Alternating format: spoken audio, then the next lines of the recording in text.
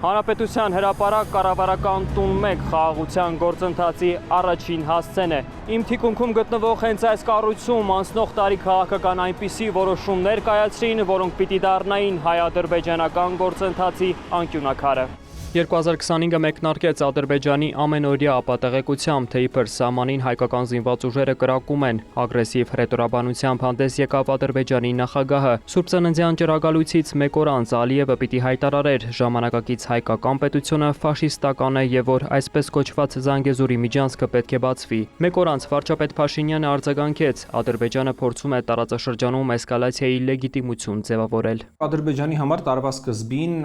ոչ թե նպատակն ուժով բացել միջանցքը, այլ դա հնարավոր գործիքներից մեկն էր դիտարկվում, այսինքն նպատակը Նախիջևանի հետ իրենց պատկերացրած որոշակի կոմունիկացիա ձևավորելն էր եւ դրա ճանապարհին իրենք չէին բացառում ըստ էության ուժային սցենարը, բայց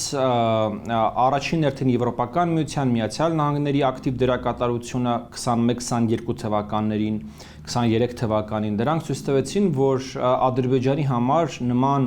միջոցառում է, այսպես ասենք, նման ագրեսիան Հայաստանի դեմ չափազանց թանկ քաղաքական, տնտեսական, աշխարհաքաղաքական հետևանքներ է ունենալու։ Որ ադրբեջանական էսկալացիայի հավանականությունը տարեսկզբին մեծ էր, արդեն տարեվերջյան ելույթում հաստատեց Միացյալ Նահանգների պետքարտուղարը։ Ռուբիոյի խոսքով Վաշինգտոնը հստակ ազդակներ էր փոխանցել, որ ռազմական էսկալացիան անընդունելի է եւ կունենա հետևանքներ։ Ադրբեջան-Հայաստան պատերազմը, որ կարող էր սկսվել եւ դառնալ սարսափելի աղետ, կանխվեց Միացյալ Նահանգների շնորհիվ։ Հայաստանի եւ Ադրբեջանի միջև քաղաքական լարվածության ֆոնին բանակցությունները հունվարի 16-ին վերադարձան այնտեղ, որտեղ խաղաղությունը ամենախոցելին էր՝ սահման։ Հայաստան-Ադրբեջան սահմանազատման պետական հանձնաժողովների 11-րդ նիստում կողմերը քննարկեցին բանակցային քարտեզները, դետալները, տվեցին հավաստիացումներ ու անորոշ խոստումներ։ 2025-ի առաջին ամիսներին բանակցությունները փորձագետների խոսքով փակուղում էին։ Ինչ-որ պահից սկսած կողմերը, թե Հայաստանը, թե Ադրբեջանը մոտեցան այս հարցին այն տրամաբանությամբ, որ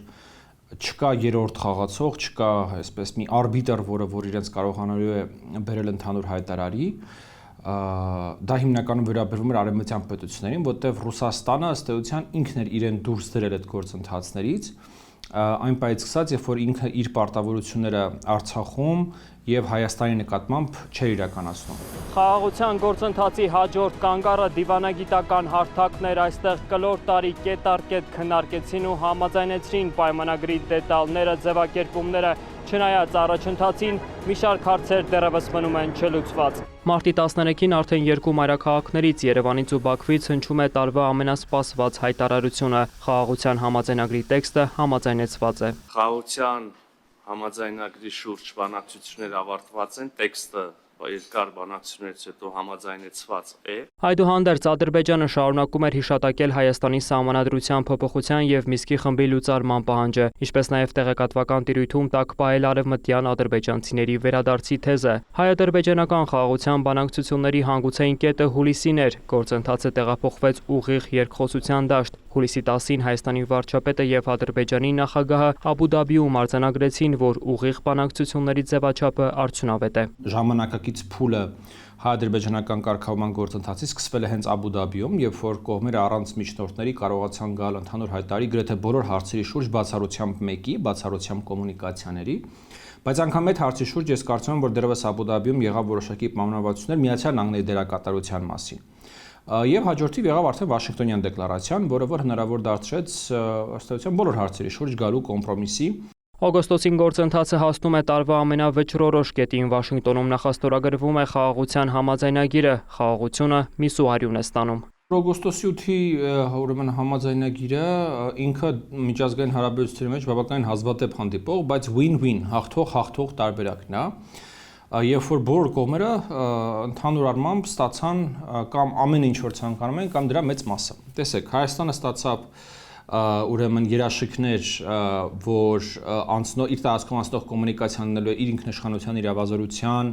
ներքո եւ փոխադարձության ու հավասարության սկզբունքով, այդ նախադասությունները ֆիքսվեցին փաստաթղթի մեջ։ Դրա հետ մեկտեղ նաեւ ստացավ բավականին լուրջ փաստաթղթային պարտավորություններ Միացյալ Նահանգների հետ իր հարաբերությունները խորացնելու, ներդրումներ բերելու եւ այլն։ Միացյալ Նահանգների, Հայաստանի եւ Ադրբեջանի ղեկավարների համատեղ հռչակագրի կետերից մեկն էլ ապաշրջափակման մասին է։ Երևանում Բաքուն վերահաստատեցին երկու երկրների միջև հաղորդակցությունների բացման կարևորությունը հիմնված պետությունների ինքնիշխանության, տարածքային ամբողջականության եւ իրավազորության հարգման վրա։ 3 օր անց օգոստոսի 11-ին Երևանն ու Բաքուն միաժամանակ հրապարակեցին խաղաղության 17 կետանոց փաստաթուղթը։ Չնայած խորհրդարանական ընդդիմության աղաղակներին, խնդրահարույց ձևակերպումներ փաստաթղթում չկային։ Ըստ համաձայնագրի Հայաստանն ու Ադրբեջանը, առաջնորդվելով 1991 թվականի Ալմաթայի հռչակագրով, ճանաչում են միմյանց տարածքային ամբողջականությունը։ Հենց այդ շրջանում էլ ավելի խորացավ ռուս-ադրբեջանական դիվանագիտական ճգնաժամը։ Ռուսաստանն իր տարածքում ապրող ադրբեջանցիների դեմ ճնշումներ սկսեց, որոնց մեծ մասն ավարտվեց ձերբակալությամբ։ Ադրբեջանը փակեց երկրում Մոսկվայի հետ առնչվող մի քանի կազմակերպություն։ Օգոստոսի 6-ին Վաշինգտոնյան համաձայնություններից 2 օր առաջ Ռուսաստանը հարվածեց ադրբեջանական գազի մատակարարող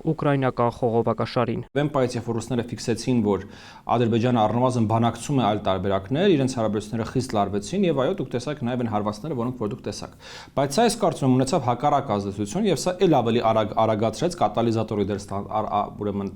ծառայեց Միացյալ Նահանգների եւ Ադրբեջանի միջեւ։ Վաշինգտոնում ստորագրված 7 կետից բաղկացած համատեղ հռչակագրով նախատեսվում է Հայաստանի հարավային հատվածով ռազմավարական տարանցիկ ճանապարհ ստեղծել, որը կկոչվի Թրամփի ուղի եւ Ադրբեջանին առևտրային հասանելիություն կապահովի դեպի Նախիջևան։ Fox News-ի հետ հարցազրույցում վարչապետ Նիկոլ Փաշինյանը հայտարարեց, համաձայնագիրը կյանքի կոչվելու դեպքում ոչ միայն Հայաստանը, Ադրբեջանը եւ Միացյալ Նահանգները տնտեսական օգուտ կունենան։ Quite tangible benefits for Iran. Կշահեն նաև Թուրքիան, Ռուսաստանն ու Իրանը։ Երկաթուղային կապը տարածաշրջանի համար աննախադեպ կլինի։ Այս հայտարարություններից հետո համաձայնությունները մտան գործնական փուլ։ Օգոստոսից հետո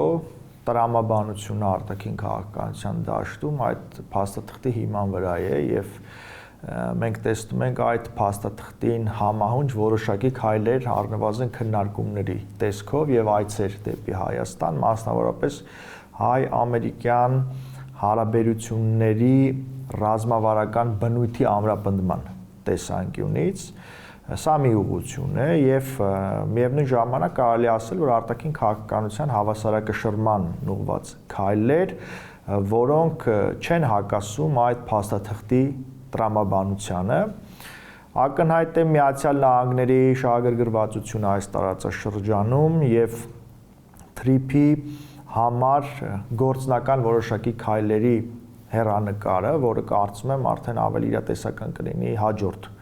տարվա ընթացքում։ Արդեն աշնանը խաղաղության գործընթացը մտավ փորձարկման փուլ, թե Ադրբեջանը, թե Հայաստանը խոսում էին գործընթացի անշրջելիությունից։ Հոկտեմբերի 2-ին Կոպենհագենում Եվրոպական քաղաքական համայնքի 7-րդ գագաթնաժողովում վերահաստատեցին պատրաստակամությունը շարունակելու աշխատանքը խաղաղության հետագա ամրապնդման ուղղությամբ։ Չնայած կառուցողական մթնոլորտին Բաքուն պարբերաբար օրակարգ էր բերում Հայաստանի սահմանադրության նախաբանի փոփոխության հարցը, Երևանը շարունակ հայտարարում, դա Հայաստանի ներքին հարցն է։ Հայաստանն ու Ադրբեջանը տարեվերջին այնուամենայնիվ համաձայնության եկան լուծարել ԵՀԿ Միսկի խումբը։ Բանակցություններին զուգահեռ խաղաղության թեման շարունակեց հանրային ուշադրության կենտրոնում մնալ։ Մի շարք հարցերի կողքին հասարակությանը հուզող գլխավոր հարցն էր, ինչ վերջնարդյունք կունենա հայ-ադրբեջանական խաղաղության գործընթացը։ Անցնող տարում հայ եւ ադրբեջանցի փորձագետների փոխայցեր տեղի ունեցան, նպատակը հասարակությունների միջև վստահություն ձևավորելն էր։ Հոկտեմբերի 21-ին ուղիղ չվերթով ադրբեջանցի փորձագետներ ժամանեցին Երևան։ Ուղիղ 1 ամիս անց Հայաստանի քաղաքացիական հասարակության ներկայացուցիչների մի խումբ այցելեց Ադրբեջան։ Գործընթացը կոչվեց խաղաղության կամուրջ։ Եվ Երևանը եւ Բաքուն ըստ էության խոսել են խաղաղության կամուրջ նախաձեռնության մասին,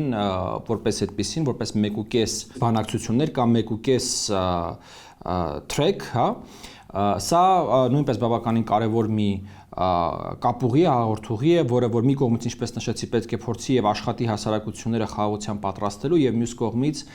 գաղափարներ գեներացնի պաշտոնական դիվանագիտությունների համար։ Ադրբեջանական Գաբալա քաղաքում նոյեմբերի 28-ին կայացավ Հայաստանի եւ Ադրբեջանի սահմանազատման հանձնաժողովների 12-րդ հանդիպումը։ Թրիփը գործնականանալու է, բնականաբար այն հատվածը, որը պետք է Ադրբեջանից դեպի Հայաստան անցումը լինի ճանապարհի իմաստով, կարծում եմ այդ հատվածներում նաև սահմանազատման process-ները կվերսկսվեն, որպեսզի ամեն ինչ փաստաթղթավորված եւ իրավական տեսանկյունից այլևս վիճարկելի չլինի։ Փորձագետների կանխատեսմամբ 2026-ը քաղաքականապես ակտիվ տարի է լինելու, որոշիչ կարող են լինել հունիսին կայանալիք Հայաստանի խորհրդարանի ընտրության արդյունքները։ Ընտրությունները վճռորոշ են Հայաստանի համար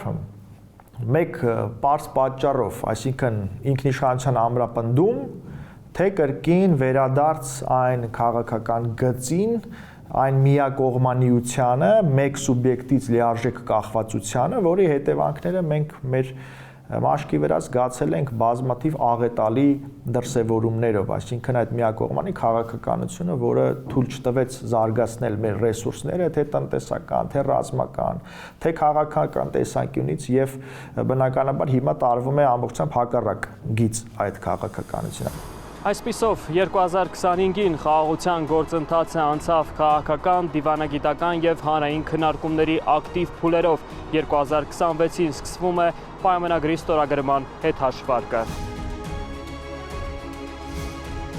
Վոլոդիա Մուշեղյան, Սեյրան Անտոնյան, Արտակ Գևորգյան եւ Արթուր Պետրոսյան, լուրեր։